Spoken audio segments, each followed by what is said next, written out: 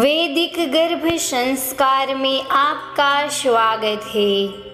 आज हम आपको एक ऐसा अमूल्य ज्ञान देने जा रहे हैं जिसकी वजह से सिर्फ आपकी गर्भावस्था ही नहीं परंतु आपका संपूर्ण जीवन ही बदल जाए।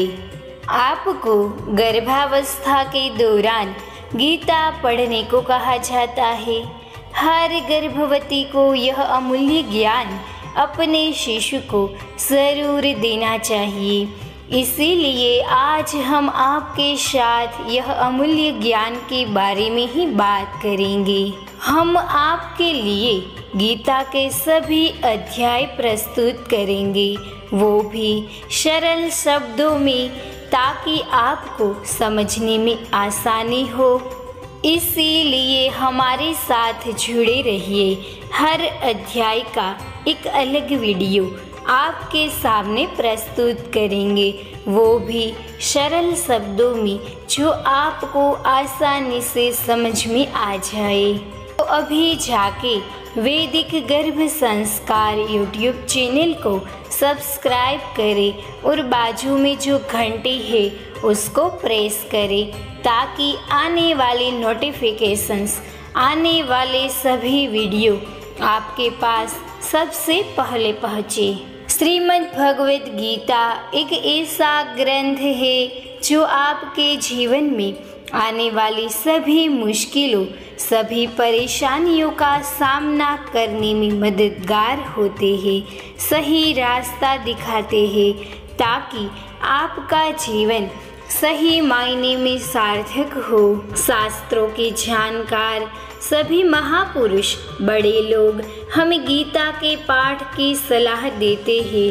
जब हम गर्भवती होते हैं तब तो हमारे बड़े लोग, आसपास के लोग हमें गीता पढ़ने को कहते हैं, क्योंकि भगवत गीता सभी पवित्र ग्रंथों में से एक है। तो हमें जीवन कैसे जीना है, हमारे दुख में, हमारे सुख में हमें किस तरीके से रहना है, हमारे जीवन में आने वाली सभी परेशानियों से कैसे हमें बाहर निकलना है, वह अमूल्य ज्ञान हमें गीता में ही प्राप्त होता है। इसीलिए खास करके गर्भावस्था के दौरान आपको गीता जरूर पढ़नी चाहिए, सुननी चाहिए। सिर्फ आपके लिए मैं गीता के सारे अध्याय सरल शब्दों के साथ आपके सामने प्रस्तुत करने जा रही हूँ। मेरे साथ जरूर से जुड़े रहिए। भगवद गीता में एकेश्वरवाद, कर्म योग, ज्ञान योग, भक्ति योग की बहुत सुंदर ढंग से चर्चा भी हुई है। महाभारत के अनुसार कुरुक्षेत्र युद्ध में भगवान श्री कृष्ण ने गीता का संदेश अर्जुन को सुनाया था। जिस प्रकार एक मनुष्य अपनी समस्याओं में उलझ कर रह जाता है और जीवन में आने वाली समस्याओं, परेशानियां से लड़ने की बजाय उससे भागने लगता है, उसी प्रकार अर्जुन ने भी अपने सामने आने वाली समस्याओं से भयभीत होकर निराश हो गए थे। अर्जुन की तरह हम सब भी कभी कभी अनिश्चित स्थिति में परेशान हो जाते हैं, काम के बोझ में डिप्रेस्ड हो जाते हैं, डिप्रेशन में आ जाते हैं, या फिर अपनी समस्याओं से विचलित होकर भागने लगते हैं, कोई गलत कदम उठाने लगते हैं। पूरे दिन के दौरान हम अलग अलग तरीके से विचार करने लगते हैं, बुरे विचार हमारे मन में आने लगते हैं, हमारे मन में सिर्फ नकारात्मकता ही होती है। ऐसा अनुभव आपको भी कभी हुआ होगा। इसीलिए यह सभी चीज़ों से बचने के लिए, जीवन में आने वाले दुख और परेशानियों से बचने के लिए ऋषि मुनियों ने गहन विचार के पश्चात ज्ञान को आत्मसात देकर वेदों का नाम दिया। वेदों का अंतिम भाग उपनिषद है। मानव जीवन की विशेषता मानव को प्राप्त बौद्धिक शक्ति है।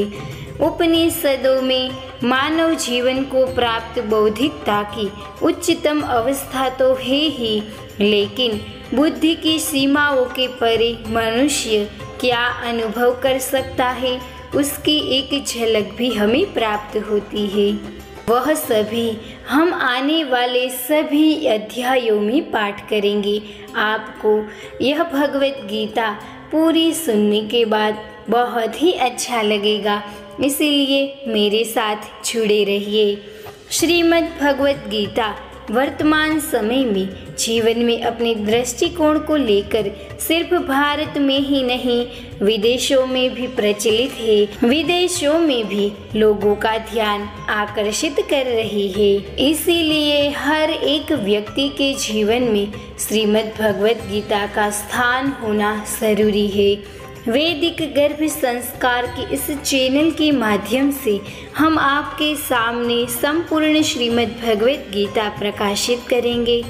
सभी 18 अध्याय सरल हिंदी भाषा में आपके सामने प्रस्तुत करने जा रहे हैं, तो हमारे साथ जुड़े रहिए और आपकी गर्भावस्था का पूरा आनंद लीजिए। धन्यवाद।